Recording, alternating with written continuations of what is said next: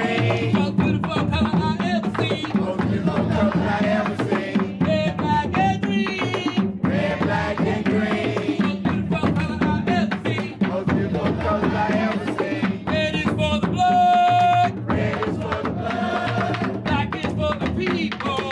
Black is for the people. Green is for the land. Green is for the land. Now you understand. Now you understand.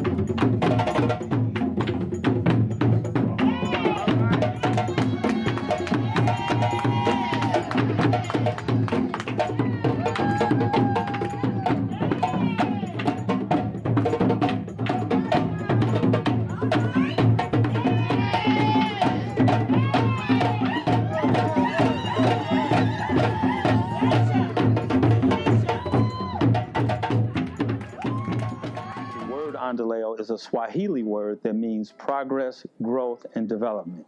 The Endeleo Institute is the nonprofit arm of Trinity United Church of Christ. We focus in health, education, and community development. I got involved with the library project because I wanted to do something simple, significant, yet salient in the community in terms of giving something that the community could rally around. And we have a regional library, one of only 2 in the city of Chicago, that had fallen into disrepair. And I thought, if we could get a community-led restoration of this library, that would really galvanize the community, and then it would lead and be catalytic in terms of getting other things done.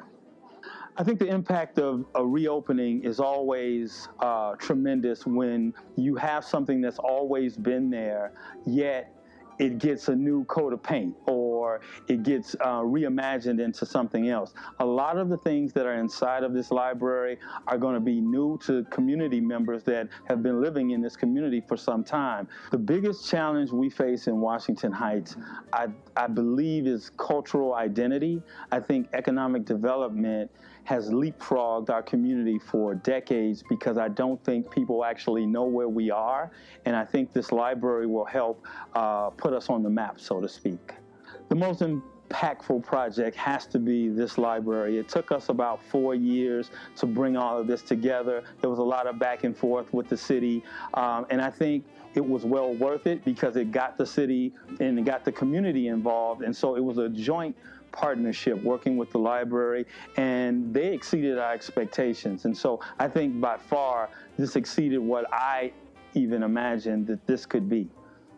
I think the most special part of this library is having almost a museum within a library. I think that's rare. I don't think you would find that across the country, to have a collection of African-American literature back from the civil rights movement inside of a public library. We've got this is one of only 2 regional libraries in the city, and I think that stands alone. And this is a feeder library, which means it feeds other branches. We have South Suburban patrons. We have people from all over the country that come to this library and do their research. So that is the most special part of this. It's not just a library, it's a resource, a universal resource.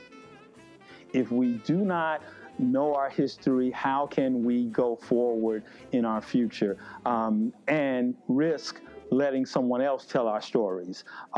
There are people that didn't get the notoriety of a Vivian Harsh and a Carter G. Woodson that are included inside of this Vivian Harsh collection. And so we want people to know about all of the people who went unsung. And I think the more we know about our past, the more we'll value ourselves. And I think you will see a diminishing effect of the violence and the delinquency that we see in our communities, kind of like the self-inflicted things that happen to us. The more we're educated about who we are, then we will value ourselves even more. The future goals are really simple. We want to revitalize the 95th Street corridor from 95th and Halsted, where this library sits, back to the 95th Red Line station at 95th and the Dan Ryan. We want to revitalize and change the vacant lots into vibrant lots. We want to make them the boarded up buildings. We want to improve them with small businesses, have a cooperative economics model where African Americans are doing business with each other. That's in our history. When we were in segregation back in the 50s and 60s in Chicago, we were forced to do that. And now we've gotten away from that. I want to revisit that and have us come together and do the things that we used to do. Just come out and utilize this library. I know in the age of technology and, we're all walking around with iPads and smartphones, but this is a knowledge-based world now, and there's a lot of energy and there's a lot of information that you can't find on the internet. And plus, the ability to work with other people, to interact, and the social cohesion, to build the social capital in a community setting, that's priceless. You can't get that online. And so I'd encourage people to come out and get to know each other again. That's what we need to do as a community, get to work, because as you can see, when communities come together, these are the kind of things that can happen. So thank you very much. Enjoy it. Love to talk to you more.